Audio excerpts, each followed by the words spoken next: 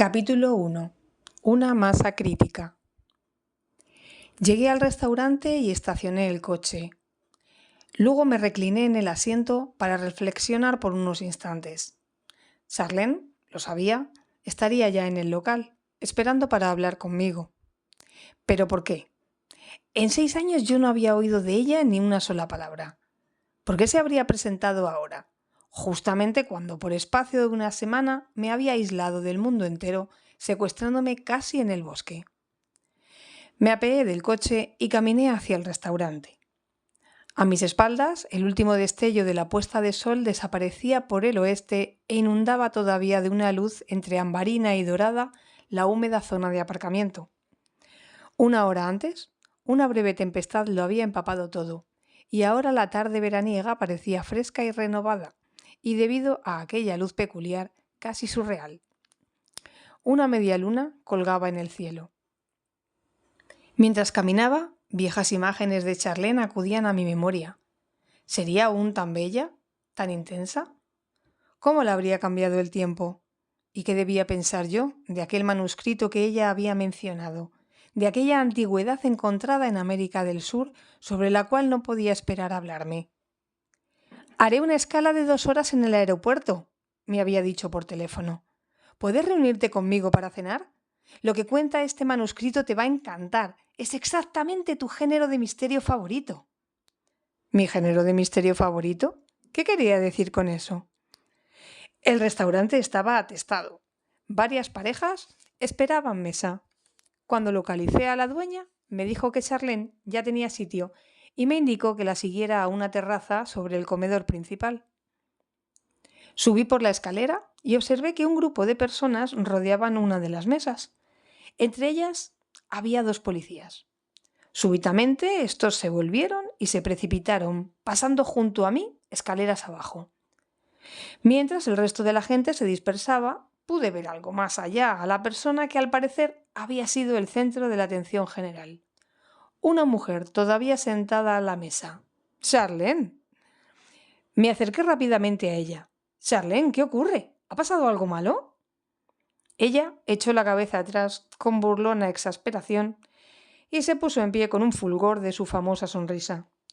Noté que su cabello era quizá diferente, pero su rostro era exactamente como lo recordaba. Rasgos pequeños y delicados, boca ancha y grandes ojos azules. «No lo creerás», dijo tirando de mí para darme un abrazo amistoso. «Hace unos minutos he ido al tocador y mientras estaba fuera alguien me ha robado el portafolios». «¿Qué había dentro?» «Nada importante, solo unos libros y unas revistas que llevaba para el viaje». «De locura. Las personas de las otras mesas me han dicho que simplemente alguien vino, cogió el portafolios y se marchó. Han dado la descripción a la policía y los agentes dicen que registrarán la zona». «Quizá podría ayudarles yo». Nah, olvidémoslo. No tengo mucho tiempo y necesito hablar contigo». Asentí con un gesto y Charlene sugirió que nos sentáramos. Un camarero se aproximó, consultamos la carta y pedimos. A continuación dedicamos 10 o 15 minutos a charlar de temas generales. Yo traté de no dar demasiada importancia al aislamiento que me había impuesto, pero Charlene no estaba para vaguedades. Se inclinó por encima de la mesa y me dedicó otra vez aquella sonrisa. «Bueno, ¿qué pasa realmente contigo?», preguntó. La miré a los ojos, sostuve la intensa mirada que ella fijaba en mí. «¿Quieres inmediatamente la historia completa, no?» «Como siempre», dijo ella. «Bien, la verdad es que en estos momentos me he tomado un poco de tiempo libre y estoy en el lago. He trabajado mucho y necesito reflexionar sobre la posibilidad de cambiar la orientación de mi vida. Recuerdo que me habías hablado del lago. Creía que tú y tu hermana tuvisteis que venderlo». «No llegamos a hacerlo. Pero sigue existiendo el problema de los impuestos. Como la finca está tan cerca de la ciudad, los impuestos no paran de aumentar». Ella asintió con la cabeza. «¿Y qué vas a hacer en adelante?» «Aún no lo he decidido. Algo diferente». Me dirigió una mirada de curiosidad. «Se diría que estás tan intranquilo como todo el mundo». «Supongo que sí», dije. «¿Por qué lo preguntas?» «Está en el manuscrito». Guardamos silencio mientras yo le devolvía la mirada. Háblame de ese manuscrito, dije al fin. Ella se echó atrás en la silla como para aclararse las ideas y luego volvió a escrutar mis ojos. Creo haber mencionado por teléfono que dejé el periódico hace unos años y que me incorporé a una firma de investigadores que estudia las transformaciones culturales y demográficas para las Naciones Unidas. Mi último destino fue en Perú. Mientras estaba allí, completando un trabajo en la Universidad de Lima, no cesé de oír rumores sobre un antiguo manuscrito que había sido descubierto. Sin embargo, nadie pudo darme el menor detalle, ni siquiera en los departamentos de arqueología y antropología.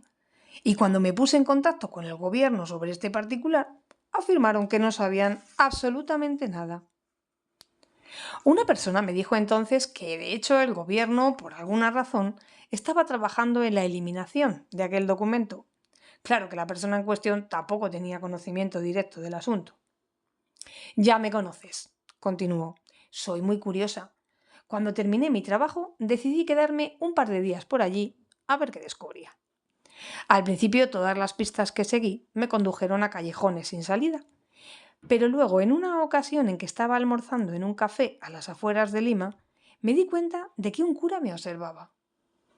Al cabo de unos minutos vino hacia mí y declaró que aquel mismo día, pocas horas antes, me había oído indagar sobre el manuscrito.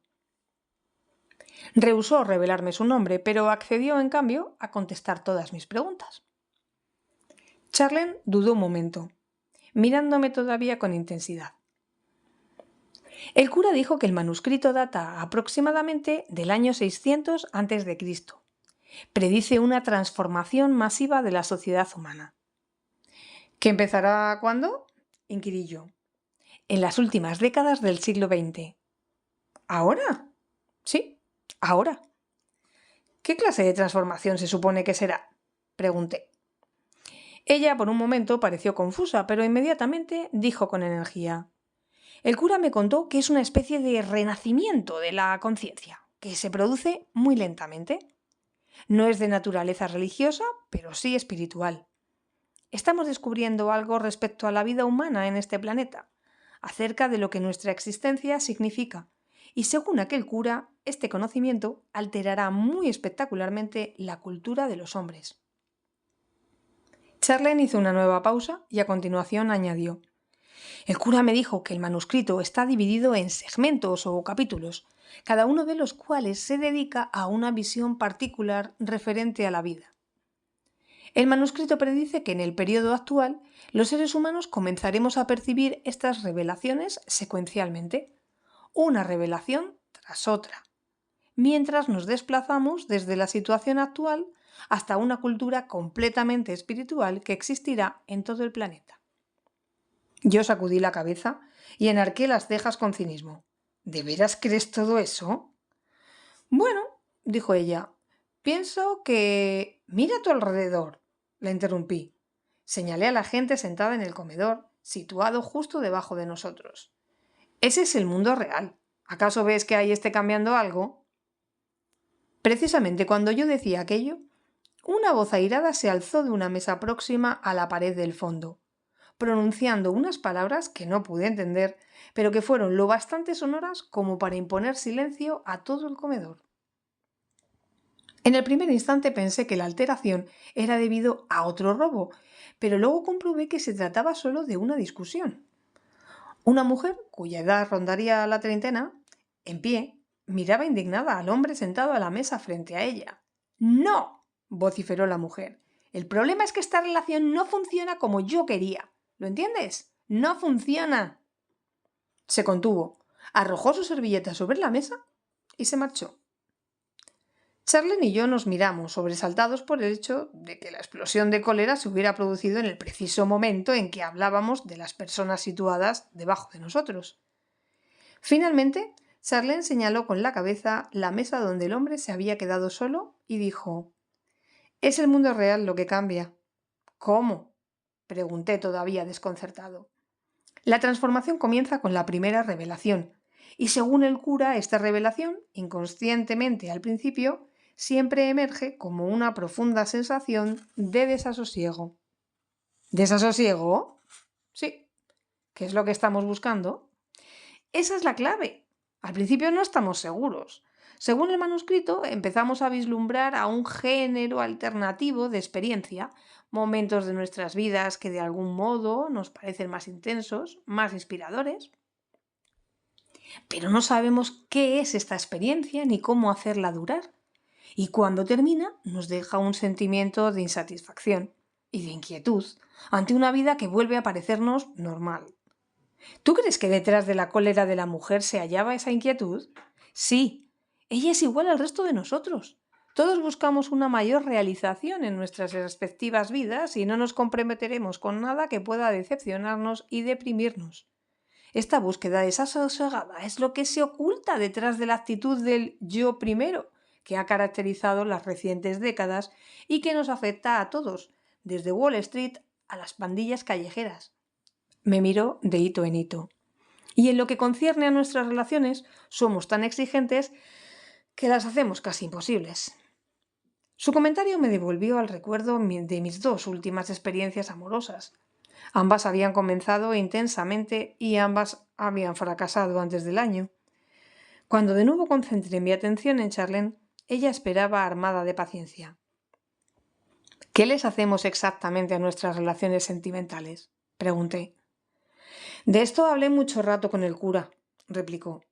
Según él, cuando las dos partes de una relación son demasiado exigentes, cuando cada una espera de la otra que viva en su mundo, que esté siempre dispuesta a participar en las actividades que la otra parte elija, se desencadena una batalla inevitable entre los egos. Las palabras de Charlene tenían sentido. Mis dos últimas relaciones habían degenerado, desde luego, en forcejeos por el poder. En ambas situaciones, las dos partes nos habíamos encontrado en un conflicto de intereses y prioridades. Nuestros pasos habían sido demasiado rápidos. Nos había faltado tiempo para coordinar nuestras diferentes ideas sobre qué hacer, a dónde ir, qué intereses perseguir. Al final, la cuestión de quién sería el líder, quién establecería las directrices del día, se había revelado como una dificultad irresoluble. Debido a esta batalla por el control, continuó Charlene, el manuscrito dice que nos resultará muy difícil estar con la misma persona durante mucho tiempo. Esto no parece demasiado espiritual, dije. Así exactamente se lo dije yo al cura, replicó ella. Me contestó que recordase que, si bien la mayoría de los males recientes de la sociedad pueden atribuirse a aquella inquietud, a aquel afán de búsqueda, el problema es temporal y se resolverá. Estamos al fin adquiriendo conciencia de qué es lo que realmente buscamos, de qué es de verdad esa otra experiencia más satisfactoria. Cuando lo captemos plenamente, habremos llegado a la primera revelación. El camarero nos sirvió la cena, de modo que hicimos una pausa de varios minutos mientras él terminaba de escanciar el vino y Charlene y yo probábamos cada uno el plato elegido por el otro. Cuando se inclinaba a través de la mesa para tomar del mío un poco de salmón, ella frunció la nariz y soltó una risita. Me di cuenta de lo fácil que era estar a su lado. Muy bien, dije. ¿En qué consiste esa experiencia que andamos buscando? ¿Qué es la primera revelación? Charlene titubeó, como si no supiera por dónde empezar. Explicarlo es algo difícil, alegó, pero el cura lo expuso de este modo. Dijo que la primera revelación ocurre cuando tomamos conciencia de las coincidencias que se dan en nuestras vidas. Se inclinó más hacia mí. ¿Has tenido alguna vez una corazonada o una intuición respecto a algo que querías hacer? Respecto a un determinado rumbo que deseabas tomar en tu vida y te preguntaste cómo te sería posible conseguirlo. Y después, cuando ya te habías medio olvidado de ello y te interesabas por otras cosas, ¿te encontraste de súbito con alguien o leíste algo o fuiste a alguna parte que te brindó la mismísima oportunidad que habías imaginado? Bien, prosiguió. Siempre de acuerdo con el cura, tales coincidencias se producen cada vez con más frecuencia y cuando ello ocurre tenemos la sensación de que son cosas situadas más allá de lo que podría considerarse mera casualidad. Entendemos que son elementos del destino, como si nuestras vidas hubieran sido guiadas por alguna fuerza inexplicable. La experiencia produce una impresión de misterio y excitación, y como resultado nos sentimos más vivos. El cura me explicó que esta es la experiencia que hemos vislumbrado y que ahora tratamos de manifestar constantemente. Cada día son más las personas convencidas de que este misterioso vaivén es real y de que significa algo, de que algo distinto está ocurriendo bajo la apariencia de la vida cotidiana. Esta percepción, esta conciencia, es la primera revelación. Charlie me miraba expectante, pero yo no dije nada. ¿No lo ves?, preguntó. La primera revelación es una reconsideración del misterio inherente que rodea nuestras vidas individuales en este planeta. Estamos experimentando estas misteriosas coincidencias y a pesar de que todavía no las entendemos, sabemos que son reales. Volvemos a percibir, como en la infancia, que existe otro lado de la vida que todavía no hemos descubierto, otro proceso que se desarrolla detrás del escenario. Charlene se inclinaba más y más hacia mí y agitaba las manos mientras hablaba. ¿Tú crees realmente en esto, verdad?, le pregunté. Recuerdo una época, me respondió con cierta acritud, en que eras tú quien hablaba de esta clase de experiencias. Su comentario me tocó un punto sensible. Tenía razón. Hubo un periodo de mi vida en que yo había experimentado efectivamente aquellas coincidencias y había tratado incluso de comprenderlas psicológicamente. En algún recodo del camino, sin embargo, mi punto de vista había cambiado. Había empezado, por alguna razón, a considerar inmaduras y poco prácticas aquellas percepciones, y acabé por ni siquiera tenerlas. Sostuve abiertamente la mirada de Charlene y dije a la defensiva: en aquella época probablemente leía filosofía oriental o misticismo cristiano. Eso es lo que recuerdas. De todos modos, sobre lo que tú llamas primera revelación, se ha escrito en muchas ocasiones, Charlene. ¿Dónde está ahora la diferencia? ¿De qué manera la percepción de unos incidentes misteriosos va a conducir a una transformación cultural? Charlene bajó por un instante la mirada a la mesa y enseguida volvió a alzarla hacia mi rostro. No te confundas, dijo. Ciertamente, este género de conciencia ha sido experimental y descrito antes. De hecho, el cura hizo especial hincapié en declarar que la primera revelación no era nueva. Dijo que ciertos individuos han observado a lo largo de la historia esas coincidencias inexplicables y que esa ha sido la percepción que se encuentra en el origen de muchos grandes empeños filosóficos y religiosos. Pero la diferencia actual reside en su número. Según el cura, la transformación se produce hoy debido al número de individuos que todos al mismo tiempo alcanzan el mismo estado de conciencia. ¿Y eso qué significa exactamente? Él me contó que el manuscrito dice que el número de personas que son conscientes de tales coincidencias empezará a crecer espectacularmente en la sexta década del siglo XX. Precisó que este crecimiento seguirá en alza hasta una fecha próxima al inicio del siglo siguiente, momento en que estos individuos alcanzarán un nivel específico, una densidad demográfica que yo interpreto como lo que los físicos llaman masa crítica. El manuscrito predice, continuó, que una vez alcancemos la masa crítica, toda nuestra cultura comenzará a tomarse en serio las experiencias coincidentes. Todos nos preguntaremos simultáneamente qué misterioso proceso se desarrolla en este planeta por debajo de la vida humana. Y será esta pregunta, formulada al mismo tiempo por un número suficiente de personas, la que permitirá que las demás revelaciones lleguen también a las conciencias. Porque según el manuscrito, cuando un número suficiente de individuos se pregunte seriamente qué está pasando en la vida, empezaremos a descubrirlo. Las revelaciones restantes se manifestarán una tras otra. Charlene hizo una pausa para comer un bocado. ¿Y cuando captemos las demás revelaciones?, pregunté. ¿Cambiará la cultura? Eso fue lo que me dijo el cura. La miré unos momentos en silencio, sopesando la idea de la masa crítica. Luego sugerí: mira, todo esto parece tremendamente sofisticado, para venir de un manuscrito 600 años anterior a Cristo. Ya lo sé, replicó ella. Yo misma planteé la cuestión, pero el cura me aseguró que los expertos que primero tradujeron el manuscrito estaban absolutamente convencidos de su autenticidad, principalmente porque estaba escrito en arameo, el mismo idioma en que fue escrita buena parte del Antiguo Testamento. ¿Arameo en América del Sur? ¿Cómo llegó allí 600 años antes de Cristo? El cura no lo sabía. ¿Respalda su iglesia el manuscrito?, pregunté. Pues no. Él me contó que la mayoría del clero pretende con verdadera saña eliminarlo. Por este mismo motivo no quiso decirme su nombre. Aparentemente, hablar de todo ello era muy peligroso para él. ¿Explicó por qué las autoridades eclesiásticas combaten aquellos textos?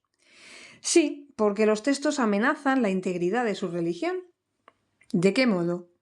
No lo sé exactamente, no fue muy explícito sobre esto, pero me pareció entender que las otras visiones amplían algunas de las ideas tradicionales en la Iglesia de un modo que alarma a las autoridades para las cuales las cosas ya están bien tal como están. Entiendo. Lo que sí dijo el cura, prosiguió Charlene, es que él no cree que el manuscrito vaya a socavar ninguno de los pilares fundamentales de su Iglesia. En todo caso, esclarece con precisión qué significan aquellas verdades espirituales. Él personalmente estaba muy seguro de que los líderes religiosos se percatarían de este hecho si intentaran ver otra vez la vida como un misterio y si procedieran a continuación a través de las restantes revelaciones. ¿Te dijo cuántas revelaciones había? No, aunque mencionó la segunda revelación. Me explico que es una interpretación más correcta de la historia reciente, que sirve para aclarar con mayor amplitud la transformación futura. ¿Dio detalles de eso? No, porque no tuvo tiempo. Dijo que debía marcharse para ocuparse de ciertos asuntos. Convinimos en volver a vernos aquella tarde, en su casa, pero cuando llegué, él no estaba allí. Esperé 3 horas y no compareció. Finalmente tuve que renunciar para no perder el avión de regreso. O sea, ¿no has podido volver a hablar con él? Exacto, no le he visto más. ¿Y no recibiste de los órganos gubernamentales ninguna confirmación respecto al manuscrito? Ninguna. ¿Cuándo ocurrió todo esto? Hace 1 mes y medio aproximadamente. Comimos en silencio durante unos minutos. Por último, Charlene alzó la vista y preguntó: «Bueno, ¿tú qué piensas?» «Todavía no sé qué pensar», respondí.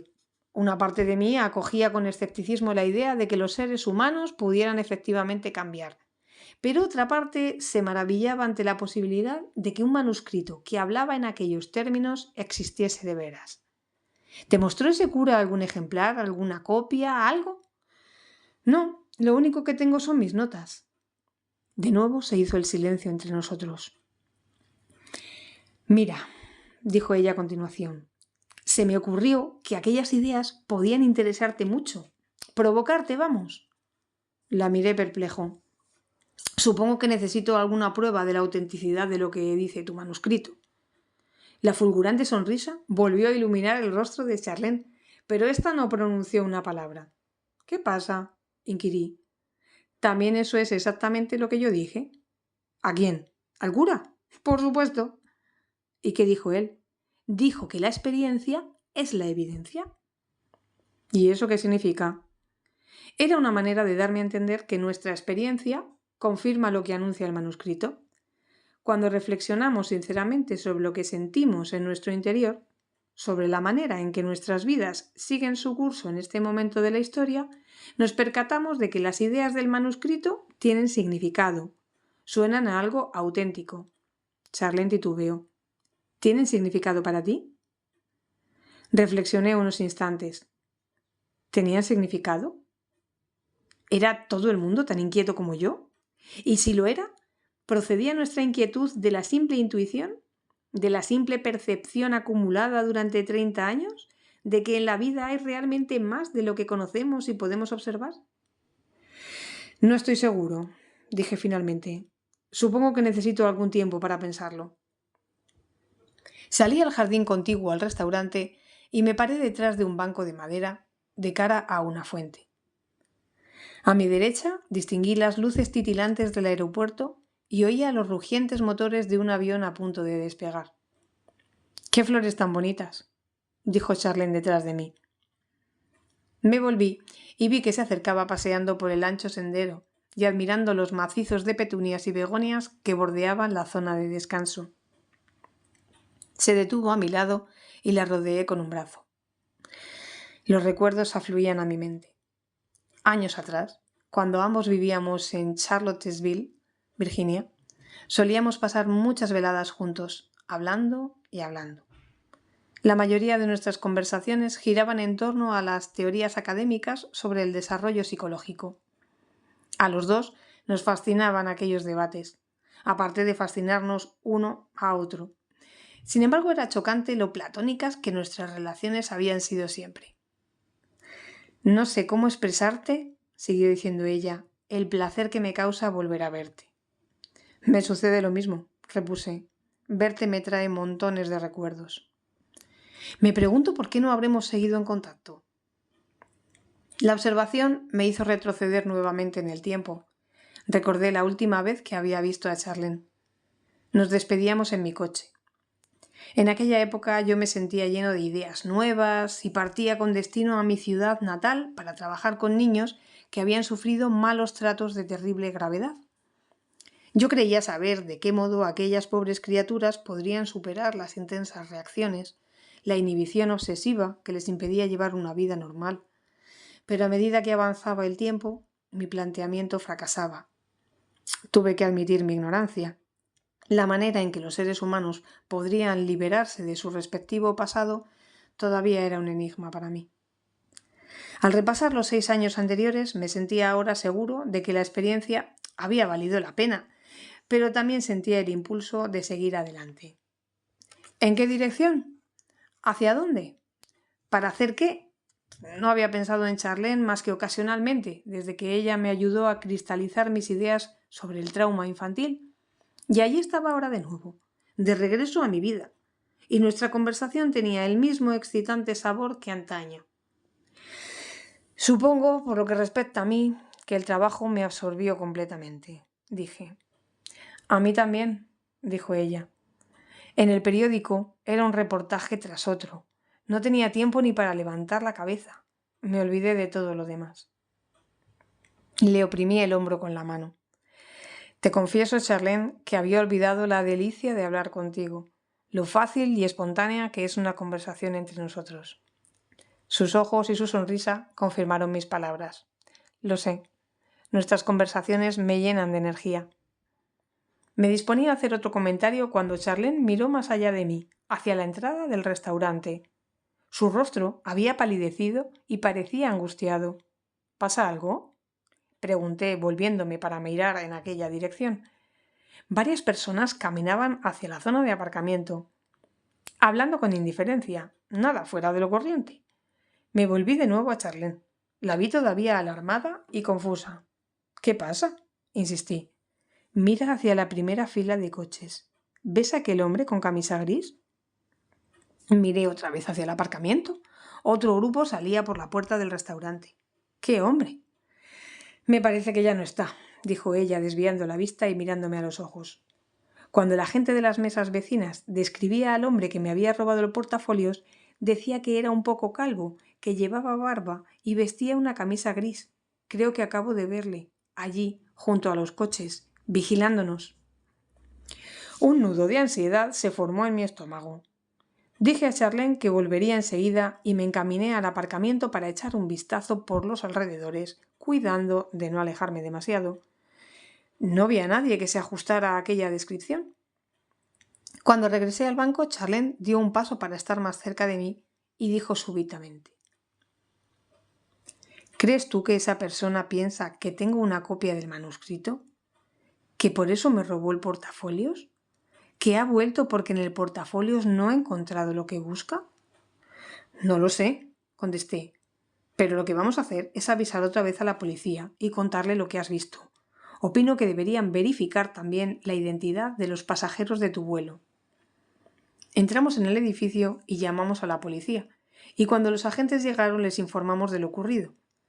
Emplearon 20 minutos en inspeccionar los automóviles uno por uno. Luego alegaron que no podían dedicarles más tiempo. Accedieron a comprobar la identidad de todos los pasajeros que subieron al avión que debía tomar Charlene. Después de marcharse la policía, Charlene y yo nos volvimos a encontrar solos en las cercanías de la fuente. ¿De qué hablábamos, por cierto?, preguntó ella. Quiero decir, antes de que yo viera a aquel hombre. De nosotros, dije. Charlene, ¿por qué se te ocurrió ponerte en contacto conmigo a propósito de todo esto? Me miró con sorpresa. Cuando estaba en Perú y el cura me contaba lo del manuscrito, tú aparecías en mi mente a cada instante. ¿Ah, sí? Entonces apenas le di importancia, pero más tarde, cuando hube regresado a Virginia, cada vez que pensaba en el manuscrito, pensaba en ti. En varias ocasiones estuve a punto de llamarte, pero siempre surgió alguna distracción. Luego me encargaron el trabajo en Miami, a donde voy ahora, y descubrí, cuando ya estaba a bordo del avión, que el vuelo hacía escala aquí. Busqué tu número en cuanto aterrizamos.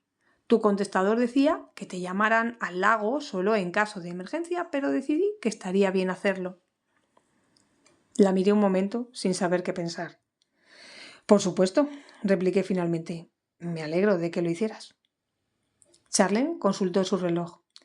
Se hace tarde. Mejor será que vuelva al aeropuerto. Te llevaré en mi coche.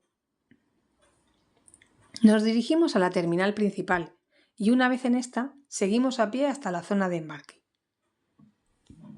Yo vigilaba atentamente por si descubría algo anormal.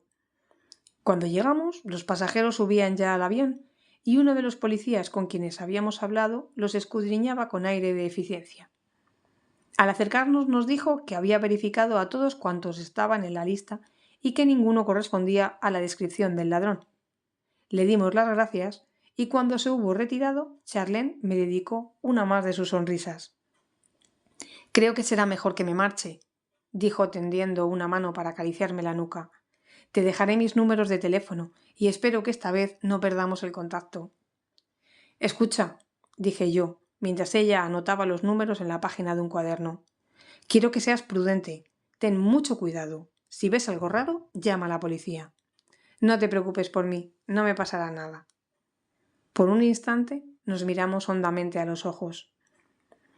¿Qué vas a hacer respecto al manuscrito?, pregunté yo.